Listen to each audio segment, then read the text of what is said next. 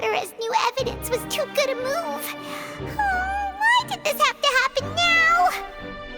I think we've all seen enough now, and we have ample witnesses to my flawless reasoning. I believe this is indeed the finale! Now then, my good, noble Chief Justice, should we not, in your view, Excuse me, everyone, but I must interject! Miss, I must ask you not to shout, and to respect the ongoing legal proceedings. Oh, come on, don't be hasty. I have a good reason for interrupting, you know. Now, would anyone here like to take a little break from all this debate and see a little magic? I'll show you an amazing trick, one that can bring a young woman who has disappeared back in the flesh, right before your very eyes. Please, do the honors, Mr. Linney, if you would be so kind. What in the world is she saying? No offense, miss, but miracles like that are beyond my scope as a magician. Come on now, don't be silly. Magic is all about misdirection, isn't it? It often conceals the truth while presenting a fascinating illusion. But once everyone believes the illusion, can't magic reveal the truth to them once again? And wouldn't such a trick be the most marvelous finale to today's performance? Come on, Lenny and Lynette, give it another go. Don't worry, Spina di Rasula has made the necessary arrangements on your behalf. But as the magic makers and stars of the show, I think I should leave the final performance to you. I understand.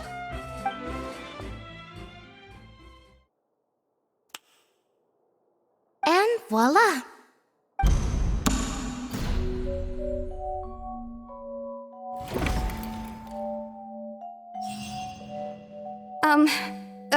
Sorry for the interruption. Wait, isn't that Halsey? So the whole thing about people dissolving wasn't true after all? To be clear, I'm only here because this person told me that if I testified, the merit of doing so would lessen my sentence. I was hiding outside this room listening to the proceedings because I was afraid that I would be the one put on trial. I was just feeling happy that no one had noticed me, and then before I knew it, she caught me. That'll teach you to underestimate us three. Where should I begin? I'm sorry. I'm the one who killed Cowell. I admit it. What? Why? Firstly, my name isn't Halsey. It's Lillian, and I'm originally from Mondstadt. I heard that Linny's show was gonna be a real thriller, but I missed the chance to buy a ticket, so I stole one. That's how I make a living. I steal stuff here and there, and I'd never been caught before. But I was noticed at the harbor a few days ago, and I barely got away. Linny was the one who caught me in the act. Hey, no wonder you look familiar. So you were the thief. Liddy even mentioned that you were pretty skilled. Well, and I thought that would have been the end of it, but then the number selector chose me. He even mentioned the Fortress of Meripede. That's a prison, isn't it? So you can imagine how shocked I was. I thought he was onto me for sure. So I played along with the show while looking for an opening to flee, but then I got water poured on me for no reason, and then someone jumped into the tunnel to nab me. I wasn't going to take that lying down, so I knocked him out and stuffed him into the box. There was nowhere to run from there, though, so I had to change my clothes and hide in a box containing performance costumes. I slipped out after the first guard arrived at the scene and continued hiding inside the opera house. Can a person even hide in there? But I swear I didn't know that the water tank would fall down. Really, I swear it. Had I known that, I wouldn't have put him in the magic box. I may be a thief, but I'm no killer. Well, that makes everything pretty clear now, doesn't it? This time, we need to tell the entire story from Lillian's perspective.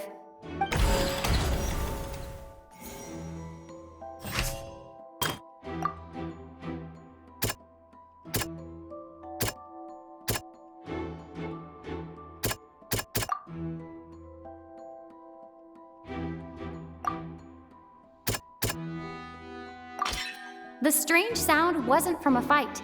It was Lily-Ann's attempt to break out when she was frightened.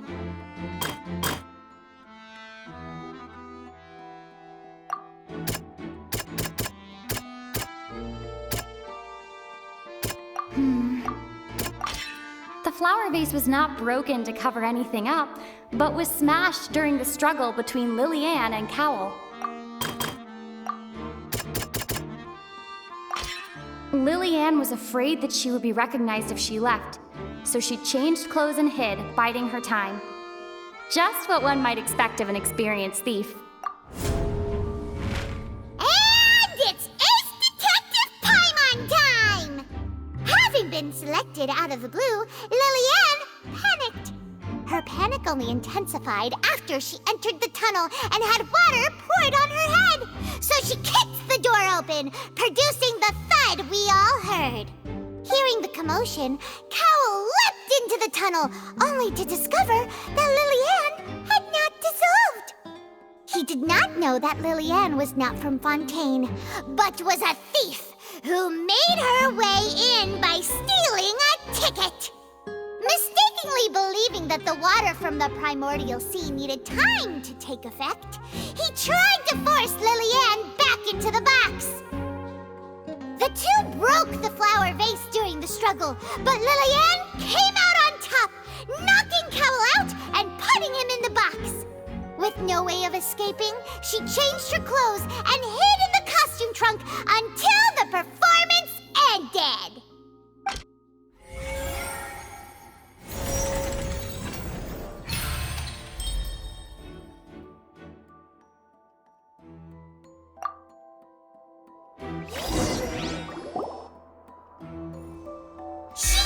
That she would have to go through guard inspection if she tried to leave afterward. So, she has been trapped in the Opera House these last 2 days. She had already become desperately hungry by the time we were chatting over macarons. So, she swiped 2 of them right under our noses. Talk about a sneaky thief. At this point, all the events that happened in the tunnel have now come to light. Ah, so that's the whole story. Bravo! Bravo!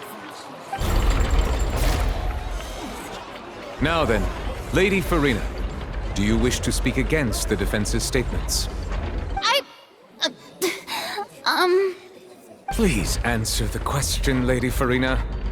Also, if I may add, the trial has not yet ended. As such, I request that the prosecution not leave the room before the proceedings have concluded.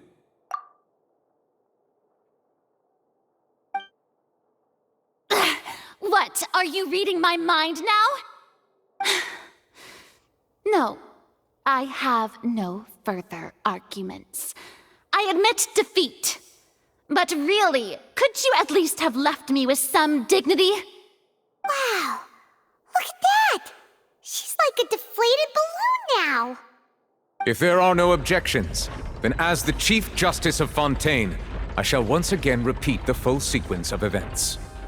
The actual perpetrator of the serial disappearances, Cowell, selected his next victim from the audience reservation list. With some modifications to the selector, he could ensure that the pre-selected young woman would be chosen. To cover up any evidence while committing the deed, Cowell thought of allowing the water tank to fall, which would conceal the water left behind after the young woman was dissolved. He also tampered with the rope suspending the water tank, using the fireworks at the end of the performance to cause the tank to drop and hide the watermarks. He poured the water from the primordial sea into a balloon during the preparation of the magic box and stuck it to the box's lid. Finally, he passed the prepared hook on a rope through the gap in the magic box's door when bringing the young woman to said box. When the magic trick officially began, the box containing the woman was lowered into the tunnel, tightening the hook rope and bursting the balloon containing the water. If all had gone to plan, the young woman would be dissolved at this time. However, Lily-Ann was not from Fontaine and thus fled the box with a loud noise. Realizing that there was trouble, Cowell entered the tunnel and met Lily-Ann. Thinking that the waters had not yet taken effect, he decided to proceed. However, his opponent was more capable than he thought, and he was overcome, knocked unconscious, and placed into the magic box, and thus became his own final victim. Liliane, according to her own statements, then changed clothes and hid until the performance ended, before hiding in other parts of the opera house. As for Linny, he was in the underground structures within the opera house, and was thus ignorant of these happenings.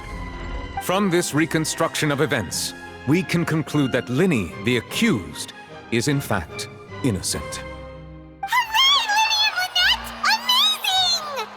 While there is much in Linny and Liliane's conduct that should still be investigated separately, this case, at least, can be handed over to the Oratrice to make the final decision.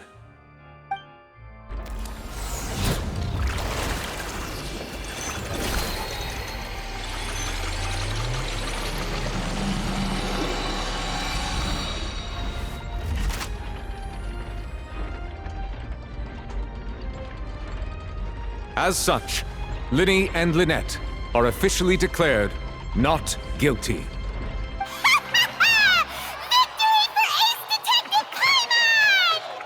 Great work, partners. Thank you all. Thank you so much. Next, I think we deserve an explanation, Guard Vaughn. How did you find the water from the primordial sea in Linny's baggage? Right! Your discovery caused me to make a serious mistake, you know. Or was that not a discovery, but false evidence that you dared to bring before this court? I suspect that the accomplice mentioned in Cowell's notes was not Linny, but you, yes? I'm sure you know what you must do to lessen your sentence. Speak quickly! Unless you want to earn yourself a one-way ticket to Coupon Town. I was just following orders. We were supposed to place blame for the serial disappearances onto Linny, and thus cause suspicion to fall on the Fatui. The higher-ups said this was the best opportunity to do so. And now that your plan has fallen through, and the secrets of the water have been revealed, you have become a liability to said higher-ups, yes? Therefore, you would be wise to tell everything you know, and seek the protection of the guards. Yes, I'll tell you everything I know. Our boss discovered that the water can cause people to dissolve. It can also be made into a potion, which when extremely diluted, can cause people to experience unforgettable exhilaration.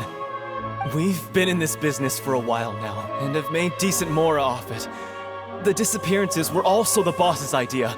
I mean, this is the boss we're talking about.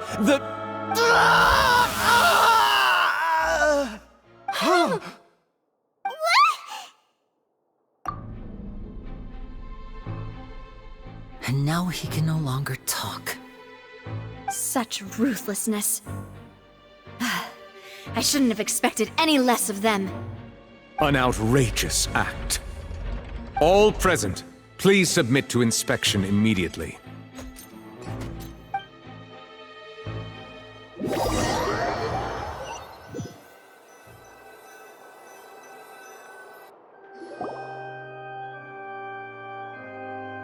So, we're just going back now? That's true, but... Traveler, Paimon! Please wait. Linny... I know you may not want to speak to me right now. Maybe you don't even want to look at me. But still, let me thank you again for defending me to the end, even after you learned that I'm a member of the Fatui. I guess. But regardless, I'd like the opportunity to set things straight. I didn't approach you with any ulterior motives or ill intent. I've spoken to you as myself, just plain Linny this entire time.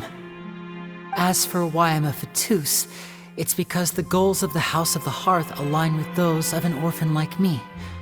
That's all. That was how Father, who you might know as the Knave, approached recruiting us back then too. The Knave? The one who controls the House of the Hearth? She's your father? That's right. And since we're here, I was wondering, would you mind hearing a story? It's about my past. Back when our parents first died, Lynette and I were left wandering the streets. To survive, I took to surreptitiously observing an older street performer who did magic. It took me several days to figure out how he pulled off his amazing tricks. I took my sister through several streets until we found a crowded corner, and we began to perform magic tricks there. To my surprise, we proved to be pretty popular, and we could at least stop worrying about where our next meal would come from for a time. But I didn't want my sister to remain a street rat together with me forever. Before long, an aristocrat came to me and claimed that he wished to take us in after watching my performances. So you went from orphans to nobility just like that? That was how we felt at first, too.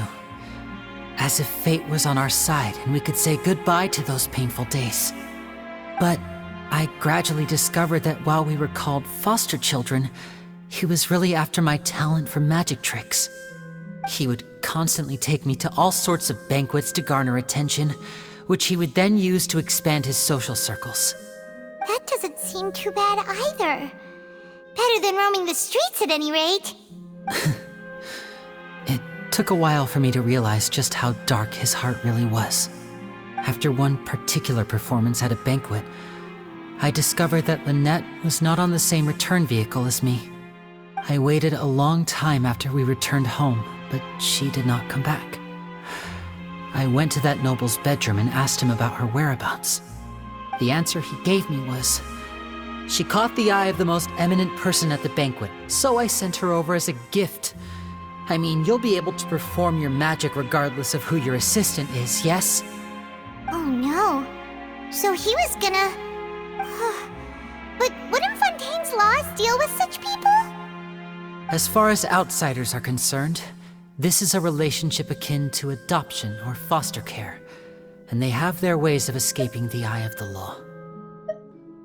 I managed to ferret out the location of the mansion of that so-called eminent person and hurried through the night.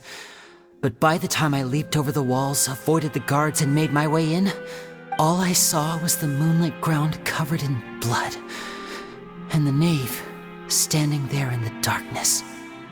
So, she'd already taken care of that guy. That's right. She had rescued my sister before she could come to any harm, and had even discovered several girls hidden in a basement, all of them orphans.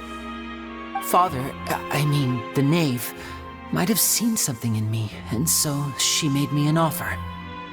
The House of the Hearth welcomes you, for your interests align with ours. Here, none will ever betray you. Indeed, betrayal shall never be permitted here. I was hesitant to trust her. I had just been betrayed by nobles. But she was also quick to destroy the noble who had taken us in at first, giving us back our freedom. Oh, so that's how the two of you joined the House of the Hearth. She has her own plans. She has gained permission from the Tsaritsa to first use the Gnosis' power once she obtains it.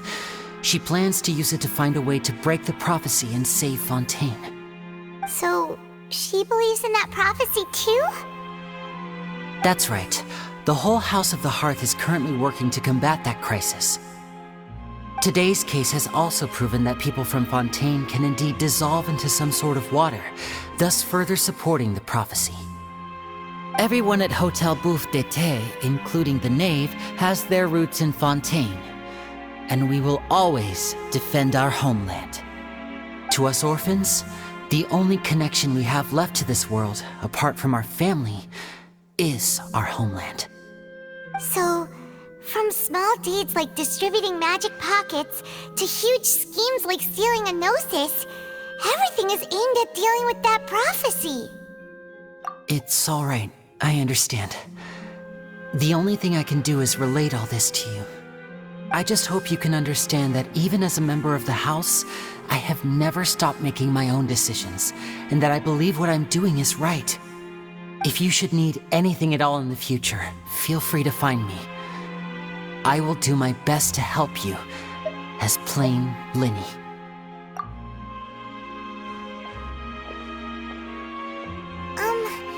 Bye, Linny!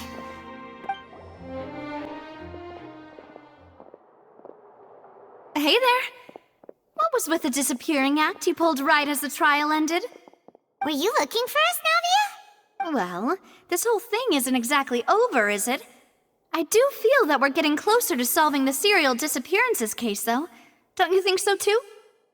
Huh? What's wrong, my dear partner?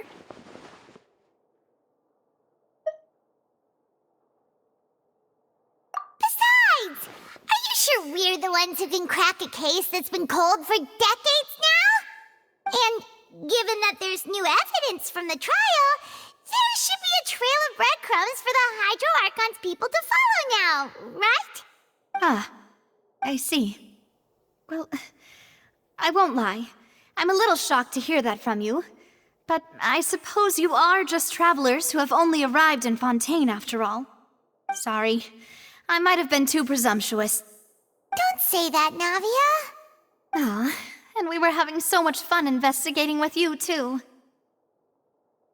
It was like having new waters flowing into a stagnant mire, causing new hope to spring forth, and the reflection in the murk to become clearer. Well, sorry about that. I'm a bit prone to nostalgia. Don't mind me. Wait, shall we have a farewell meal? You know, to commemorate our time as partners? Huh? Do we really need to get that formal? Well, guess you really did treat us as partners, huh?